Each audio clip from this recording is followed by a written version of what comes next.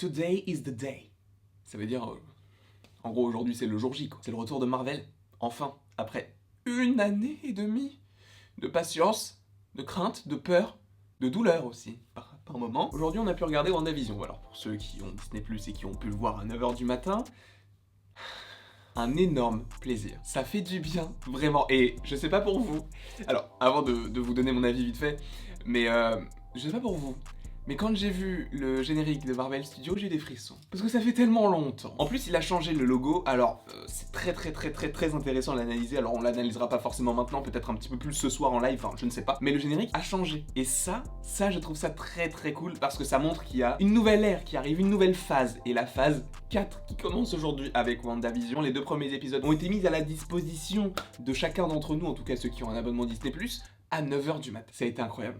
Incroyable, alors c'est pas les épisodes qui vont nous en dire beaucoup sur le monde que crée Wanda, mais c'est angoissant à mort. Je pensais pas que ce serait aussi angoissant et aussi oppressant. Oui, t'as de l'humour, oui, c'est très bien joué aussi, parce que bah, c'est Elizabeth Olsen, c'est Paul Bettany, donc c'est pas n'importe qui, tu vois. Mais c'est très angoissant. Quand tu entends la radio, les gens qui lui parlent, même la fin du premier épisode avec le fait qu'on sorte de la télé et tout, j'ai adoré parce que c'est ce que nous vend la série, on nous vend quelque chose de malaisant, et c'est exactement ça, parce que...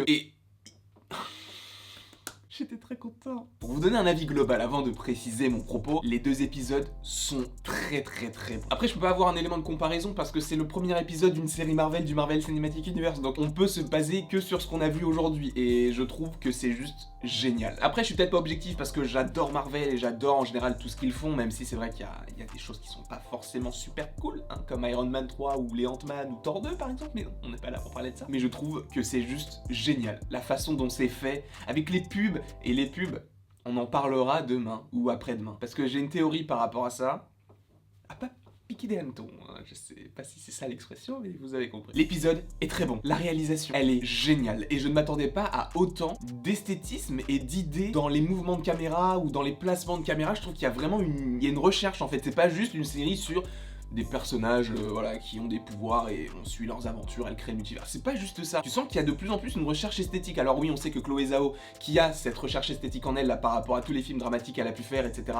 Tu sens que par rapport aux Éternels, c'est possible qu'elle ajoute sa patte, et de toute façon, elle a ajouté sa patte. Mais ce que fait, alors il me semble que c'est Matt Shakman, c'est vraiment, mais alors vraiment très bien fait. Parce que c'est vrai qu'on passe de temps en temps à des caméras fixes, comme s'ils coupaient la maison en 2 avec un public derrière, c'est pour ça qu'on entend des rires, etc. Un petit peu comme les sitcoms, mais des années genre 50-60. Et je trouve ça hyper classe d'avoir pu mélanger ça, et en fait au moment où tu te rends compte que c'est pas vraiment une sitcom, en fait là ça repasse comme une caméra comme on pourrait avoir dans le Marvel Cinematic Universe avec, tu sais, des champs contre champs, ce genre de choses, des caméras qui sont placées pour montrer aussi l'arrière du décor par rapport au fait qu'il n'y ait pas de public. Je trouve l'idée de tout cela extrêmement bien réalisée, et moi j'adore. Je suis rentré totalement dedans. Après j'avais peur que l'idée d'info au public, etc. ça me gâche un petit peu le plaisir, tu sais, que ça soit un peu des rires forcés et que tu dises ah ouais ils ont mis ça parce que c'est pas très drôle, mais bon voilà.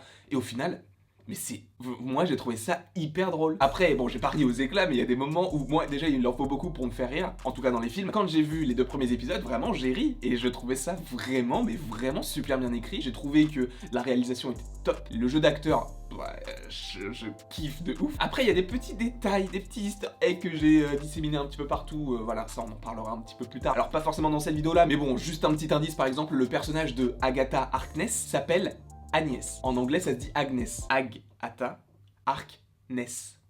Agnes. C'est juste un petit détail, hein. Peut-être que ça a été annoncé avant, mais moi je l'avais pas vu, donc je me suis dit ah c'est cool et j'aimerais bien vous le dire et vous le faire partager. Je pense qu'on en reparlera de toute façon un petit peu plus tard, du coup dans les lives différents qui arriveront ce soir. Mais honnêtement cet épisode, ou plutôt ces épisodes parce qu'il y en a eu 2, génial. Et justement c'est cool qu'ils en aient mis 2 parce que si on avait eu qu'un, je serais resté sur ma faim mais de ouf, sachant que l'épisode ne dure, le premier je crois qu'il dure genre une vingtaine de minutes, sachant qu'il y a un générique hyper long. Un générique long, oui, mais un générique super classe. Et ce qui est cool c'est qu'il y a 2 génériques, alors est-ce que c'est vraiment utile? Je ne sais pas, mais moi j'ai kiffé le générique de fin des 2 épisodes, je trouve qu'il est génial. Et c'est vrai que, en fait, c'est qu'à la fin que je me suis rendu compte qu'ils avaient pas annoncé ce que c'était la série. Tu sais, en général, t'as une sorte d'écran titre avec le nom du film ou de la série, et là, ça a pas été le cas, ils l'ont mis à la fin. Après, bah, je savais ce que je regardais puisque j'ai cliqué sur WandaVision. Mais c'est vrai que ça m'a un petit peu intrigué. Mais en soi, la série est géniale. La série, tu as des personnages, moi, que j'adore. J'ai vraiment adoré les découvrir. Alors, tu as Agatha Harkness, donc Agnès. Tu as aussi, bah, tu sais, les autres personnes qui font partie du Country Club, là, les autres personnages. Tu as aussi les collègues de Vision. Et tu as aussi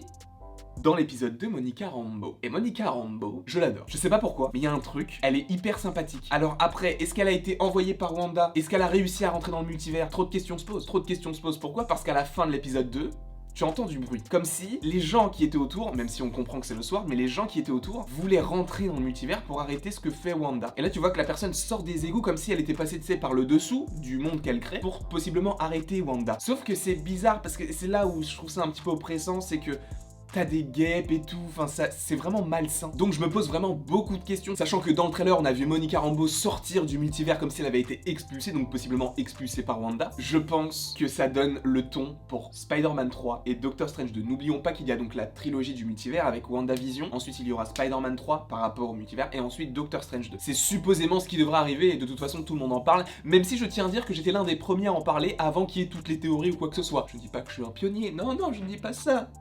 Mais bon, quand même, pour une fois que je dis un truc qui arrive, je suis content. Et aussi, donc j'en ai parlé au début de la vidéo, mais le Sword, alors qu'est-ce qui me fait dire que c'est le Sword? De toute façon, on a vu les différentes photos de tournage avec le logo du Sword. À un moment donné, tu as le logo directement du Sword, tu as 2 fois le logo, il me semble, tu l'as dans le premier épisode et dans le deuxième. Alors le deuxième, je m'en souviens plus, mais je sais que le premier, c'est quand tu sors de la télé, en fait, il y a un mec devant la télé qui regarde en fait ce que Wanda fait et ce qu'elle crée, et il a un petit carnet, il referme, et c'est le logo du Sword. Et il y a un autre moment où on le voit, oui c'est ça.